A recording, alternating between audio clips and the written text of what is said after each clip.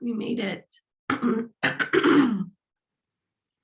to our last current, our last week together here. And it's no accident that we're finishing talking about collective. This is a trait inherent to the feminine on such a deep individual level, but also on a macrocosmic level. That it is through the idea of togetherness that we transcend like the competition and like the zero sum game that doesn't take everybody with us. The feminine looks to be inclusive, to be connected. And so, also, if you are craving deep connection and you feel like, what's wrong with me? I should be like good on my own. Um, that's not accidental that you're craving that. That is a core element to who you are, to have the ability to connect deeply, to love deeply, and to receive love deeply.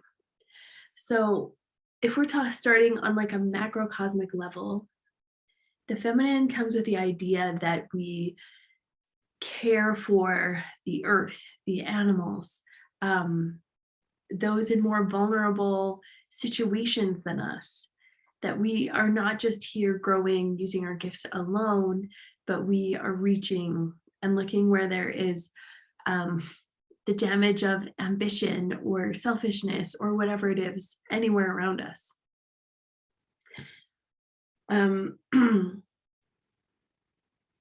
And we use like that fierceness. We can be collective and soft and loving, but we can also be collectivists in our fierceness and in our advocacy.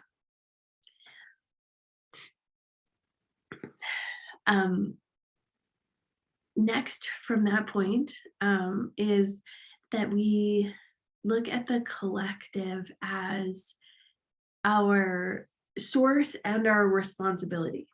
So we have this inherent ability to connect deeply, and we get to look at like, where do we resist being nourished by this? Where have we bought into this lie that we should be able to do it all alone? And that if we can't do it alone, there's something wrong with us. We are meant to lean on each other. Ram Dass said, we are all just walking each other home. And that, I think, sums this up so beautifully. The next part of this is like, where do we contribute? Where are we tasked to contribute to the collective? Because it's not just that we get to be nourished by it, we also get to feed into it. It's like this self-renewing system. So what gifts are you bringing? And key to this is not like, what should you be doing, but what gifts do you have that you maybe are too like afraid to share, or you think that you're not good enough, or that you don't have the time or the space, like whatever stories we're making up, where you have the stories, but then on your heart you have the thing. What is that for you? And this collective question looks at how can we bring forth what lives in us to share, to put into this pot where we all get to take what we need and we all give what we can. So it's also this idea that a rising tide like lifts all ships. So when one of us grows, all of us grows. When we see women do incredible things, that means it's possible for all of us. And maybe as I repeated that, when we see women doing incredible things, you had like some feelings about it. And that's not surprising because there's a really common thing that most of us are experiencing, and it's called the sister wound. And what that means is that we carry with us like generations and early imprinting on how much we trust the feminine. So the sister wound often manifests like this. I'll tell you, be really transparent with my flavor. I don't have any sisters, so it's not from my sisters. But the story that I told about myself was like, oh, girls are so dramatic. Like my whole thing was like, I'm different than most girls. But like, then I grew up and I was like, most girls are awesome. So I would like to be the same as them. And this sister wound that I had was essentially that there isn't enough like love, admiration, respect to go around. And that might be from like family of origin stuff or like young child stuff, but it also can go be tied into this biological knowing, this evolutionary system that like traditionally women needed men to take care of them. And if there was someone like prettier, more desirable, whatever, then you might lose your sense of security, your connection to like stability, the person who's supposed to protect you and all your offspring. So it's not like just this dumb deficiency. If that comes out in you, we have this like biological impulse to think that we are in competition with each other. However, because we are not limited to our biology, we get to make the choice to heal this. And your sister wound might look very different. I noticed like mine's not totally healed. You might have, there's all these different flavors. It might be that like, oh, I am not like most girls. I'm like just really rational. Or you might be really triggered by women demonstrating a different like flavor of their feminine than you. So you might see someone who is like really soft and nice and like kind and empathetic and be like, I'm not like them. Or you might see someone really badassy that's like killing it in their business, and that might trigger something in you. So this sister wound is actually like this deep mirror. It tells us where we have stuff kind of like stuck in the pipes, where we need to like blow out those lines a little bit, where there's like some stickiness there. So really notice like I can still identify pretty easily what like flavor of the sister wound still lives in me, and definitely not as strongly. But sometimes when I see women like very successful or like succeeding in traditionally men's jobs, I feel that through my system. And then I get to look at like, what is that about, Christy? And it's usually about how like I'm feeling that I've like underachieved, or that I always felt like those kind of gifts were more respected than being intuitive and creative, or whatever it is. It doesn't mean necessarily one thing all the time, that I don't have that and I'm jealous, or it could. It just means there's something sticky there. And like we talked last week, sometimes this comes from our mother wound. That's our first relationship with the feminine. And then we get to look at another indicator of your sister wound is like, how much do I trust women? And do I assume the best of them or the worst of them? A few years ago, I had a really good friend, and then she got married, as they all did. And she married like, I felt like she became part of this club. It was like this hot moms club, and all their husbands were jocks. And I was like, oh, no, we're not friends anymore. Like, she wouldn't want to be friends with me. And she said years later, like, I felt like I saw you at this like social thing and you were like too cool to talk to me. And I was like, oh, no, that's not how I would have felt. Like, I 100% would have felt like, oh, you're part of that club now, so you're way too cool for me. And we get to examine things like, what am I not validating in myself?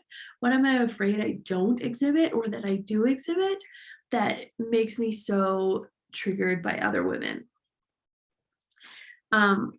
And sometimes we get to look at like what we are allowing, what we are evoking in others, how we are participating, because we aren't always just like the victim of the sister wound. Sometimes we're also the perpetrator. Like, where do we gossip? Where do we look for belonging by excluding others, or by looking for superiority? And so when you look at your patterns around other women, you can get a lot of information about what's going on in those particular archetypes of your feminine or whatever. But also, I deeply believe that one of the reasons that the collective is so healing for women is because it is through our relationships with the women that we heal those parts of ourselves. And that was definitely true for me. Like, I softened because women were soft with me. Like, I started to care for myself because I felt like other women cared for me. And it gave me like courage and validation and empathy in a way that I didn't expect. And it allowed me to embody more of myself because I saw the value and I felt nourished by these flavors around me. And that, I think that like that only opened, it kind of plays off each other. Like, I remember more of an opening to that time, and it was when I decided to be more authentic and vulnerable. Like, I trusted first, and then I was like rewarded so much by these female friendships. And that can be like having a few really strong like sister friendships, but it also can be about coming in circle like this where we're not with people that we were friends with before or whatever it is, and we get to sit and like just give the medicine of hearing each other's stories, of witnessing for each other, and then for like supporting and offering our energy. And those sound like really floaty flowy concepts, and they are in effect because that is a lot of how like the feminine functions together. So with this sister wound work, we also get to look at like our witch wound work. And you might not have like witch hunts or anything like that in your ancestry, but it is about the idea that when we get too big, we will be punished. Like, if we are uncontrollable, if we step outside the norm. And throughout history, sometimes that was that we were like tossed to the wolves by other women as a self-protection mechanism for themselves. Um, like, I won't be targeted if I name this person. And so we have this chance to have compassion when we feel that happening to us, because really in essence, like, there's this thing that I am sure of that I always say. It's like being around crazy people is hard, but I really think it's harder to be that crazy person. So lots of times when we see women like enacting this witch wound, um, not understanding how to be like loyal or supportive of each other, and that doesn't even have to mean that we agree with each other all the time, but we can hold the idea that somebody could be trying their best or think differently than us and still hold them in like love and respect.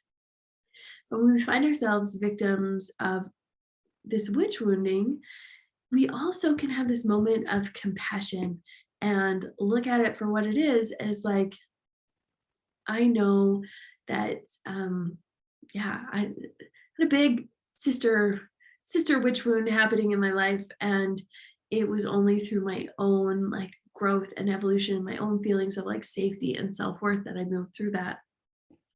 So usually it's just a symptom of kind of a lack of those things. So this week, as we move through, and before we leave, we are going to work into solidifying some connections, maybe um, growing new connections, just these moments, or just like really focusing on where this is functioning in our lives, and also how we can solidify some relationships to support us going forward. That might look like taking a break from some female friendships that are feel draining or like they don't fit anymore. And that can also look like examining actually how we participate in them. Like, where are we not holding in our own integrity? Where are we people pleasing? Where are we changing to fit the dynamic of the group, so that we are not the ones that are left out, which is also an example of this sister moving. So we will work through that this week, and ultimately to ask the question of, is there anything on your heart that you feel called to bring into the collective? Um, a huge part of our work in moving into the mature feminine is recognizing ourselves as village builders. That is not just someone else's job to be the one to reach out, to host events where women can like gather and grow together, to talk to the stranger, to act on like that inkling of friendship. It is all of our jobs. If you are here, it is your job. You are tasked with being a village builder, with caring for the collective and our growth together as a collective.